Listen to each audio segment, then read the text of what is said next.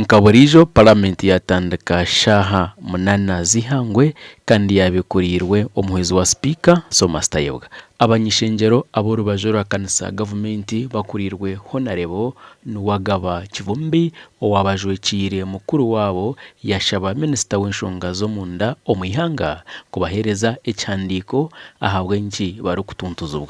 Emyaka ejayita nagenda mu Constitutional Court netuloba Police Act.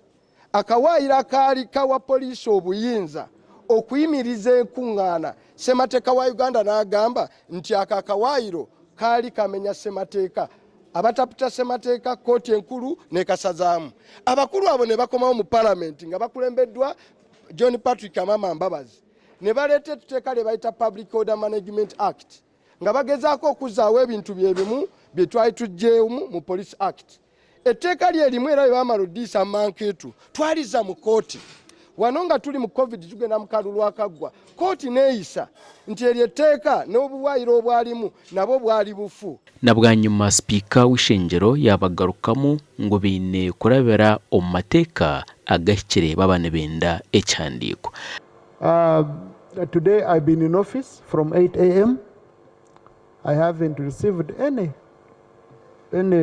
I have received a few issues from the leader of opposition. For example, I was informed, Honorable Kivumbi, you're coming in.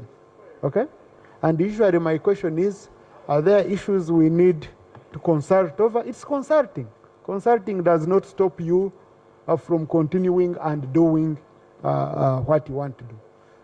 So, Honorable, I would urge that you've raised your case. We give the minister time. He brings the statement explaining, and then we'll be able to handle the matter.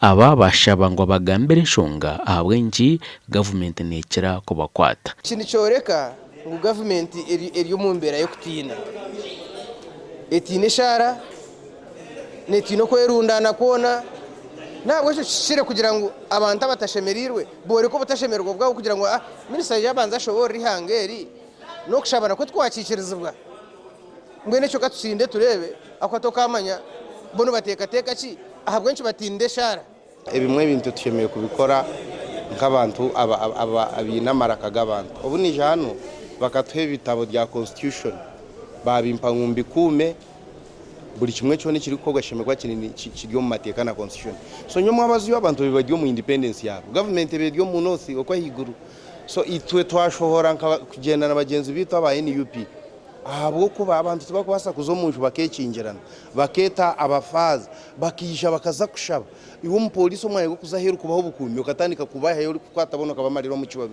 so it is not proper nino kuba nandyo mu government nino kuba nandyo wa NRM ikintu nani nteko kukikondeminga kandi nani nshaba nabwe in future because ensine yihinduka nayo kuba NUP ninga FDC ninjo pateka zo mu government ece kibakozire batari kikora ba NRM babyo mu opposition tuzi nekikogwa kibi muronga abece bina cha NRM bagira ngo kwesharinga tiyo shonga ngo bikerezane na minister abaretere ecyandiko. When we are in this house, members are usually walking in and out freely. No one asks me permission. No one has given me warning that I'm walking out. So whoever is comfortable to sit and handle business should continue and handle business. Whoever is uncomfortable, otherwise I've made my request. So yeah, those who are uncomfortable can move and we have attack.